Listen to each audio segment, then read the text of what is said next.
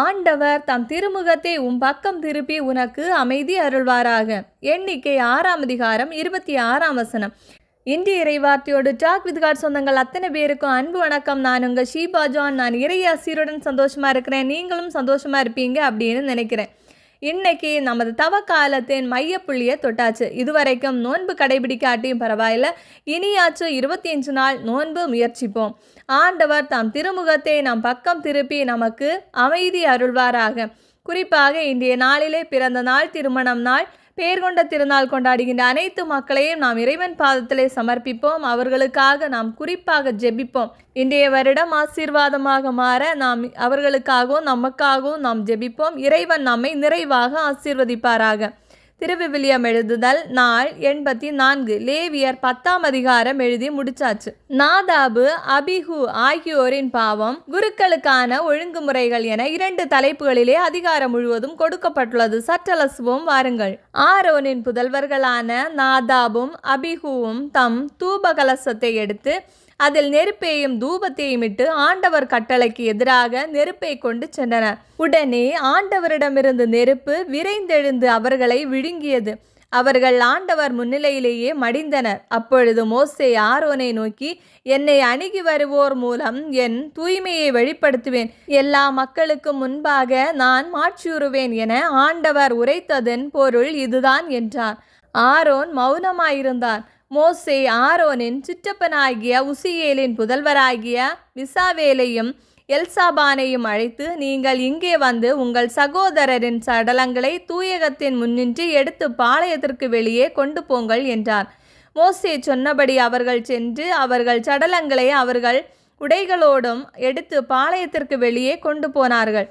மோசே ஆரோனையும் எலையாசர் இத்தாமர் என்னும் அவர் புதல்வரையும் நோக்கி, நீங்கள் உங்கள் தலைமுடியை கலைத்து கொள்ளவும் ஆடைகளை கிழித்து கொள்ளவும் வேண்டாம். அப்படி செய்தால் நீங்கள் சாவீர்கள். மக்கள் கூட்டமைப்பு முழுவதற்கும் எதிராக அவரது சினம் மூழும். உங்கள் சகோதரராகிய இஸ்ரேல் குடும்பத்தார் யாவரும் ஆண்டவர் மூட்டிய இந்த நெருப்பை முன்னிட்டு புலம்புவார்கள். நீங்கள் அழியாதபடி சந்திப்பு கூடார நுழைவாயிலிருந்து எங்கும் செல்லாதீர்கள். ஆண்டவரது அருள்பொழிவு உங்கள் மீது இருக்கிறதே என்றார். அவர்கள் மோசேயின் வார்த்தையின்படியே செய்தார்கள். ஆண்டவர் ஆரோனிடம் கூறியது, நீரும் உம்மோடு உம் புதல்வரும் சாகாதிருக்க வேண்டுமெனில் நீங்கள் சந்திப்பு கூடாரத்திற்குள் நுழையும் போது திராட்சை ரசத்தையோ மதுவையோ குடிக்க வேண்டாம். இது உங்கள் தலைமுறை தோறும் மாறாத நியமமாக விளங்கும். தூயதற்கும் தூய்மையற்றதற்கும் தீட்டுள்ளதற்கும் தீட்டற்றதற்கும் வேறுபாடு தோன்றும்படி ஆண்டவர் மோசேயை கொண்டு இஸ்ரேல் மக்களுக்கு கூறி அறிவித்த அவருடைய எல்லா சட்டங்களையும் நீங்கள் மக்களுக்கு போதிக்கும்படி இது என்றுமுள்ள நியமமாக விளங்கும். மோசே ஆரோன் அவருடைய எஞ்சிய புதல்வர்களாகிய எலையாசர் இத்தாமர் ஆகியோரிடம் கூறியது, நீங்கள் ஆண்டவரின் நெருப்பு பலிகளில் எஞ்சிய உணவு படையலை எடுத்து பலிபீடத்தருகில் புளிப்பற்றதாய் உண்ண வேண்டும்.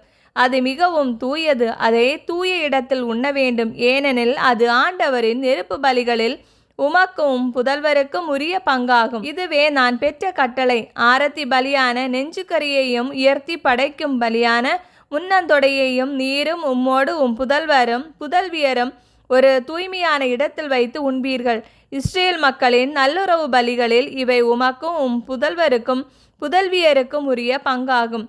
உயர்த்தி படைக்கும் பலிபொருளான முன்னந்தொடையையும் ஆரத்தி பலிபொருளான நெஞ்சுக்கரியையும் நெருப்பு பலிபொருளான கொழுப்பையும் ஆண்டவர் திருமுன் அவர்கள் கொண்டு வந்து ஆரத்தி பலியாக அசைவாட்டுவார்கள். அது ஆண்டவரின் கட்டளைப்படியே உமக்கும் உம் புதல்வருக்கும் மாறாத நியமமாக விளங்கும். இதற்கிடையில் மோசே பாவம் போக்கும் பலிபொருளான ஆட்டுக்கிடாயை தேடி பார்த்தார். அது எரித்தழிக்கப்பட்டிருந்தது. எனவே மோசே ஆரோனின் எஞ்சியிருந்த புதல்வராகிய எலையாசர் இத்தாமர் மீது கடும் சினமுற்று சொன்னது, நீங்கள் பாவம் போக்கும் பலியை தூய தலத்தில் ஏன் உண்ணவில்லை? அது மிகவும் தூயதன்றோ? மக்கள் கூட்டமைப்பின் குற்றப்பழியை ஏற்றுக்கொண்டு நீங்கள் ஆண்டவர் திருமுன் அவர்களுக்கு கரை நீக்கம் செய்ய ஆண்டவர் அதை உங்களுக்கு கொடுத்தார். அதன் இரத்தம் தூயகத்திற்குள் கொண்டு போகப்படவில்லை. ஆகையால் நீங்கள் அதை நான் கட்டளையிட்டபடி தூயகத்திலேயே உண்டிருக்க வேண்டும். உடனே ஆரோன் மோசேயை நோக்கி, ஆண்டவர் திருமுன் பாவம் போக்கும் பலியும் எரிபலியும் செலுத்தப்பட்ட இன்றுதானே எனக்கு இப்படி நடந்தது. எனக்கு நேரிட்ட துன்பம் உமக்கு தெரியாதா? நான் பாவம் போக்கும் பலியை இன்று உண்டிருந்தால் அது ஆண்டவரின் பார்வைக்கு உகந்ததாய் இருக்குமோ என்றார். மோசே இதை கேட்டு அமைதியடைந்தார். இவ்வாறு லேவியர் 10ஆம் அதிகாரம் நிறைவு பெறுகிறது. மேலும் என்ன நடக்கிறது சற்று பொறுத்திருந்து பார்ப்போம்.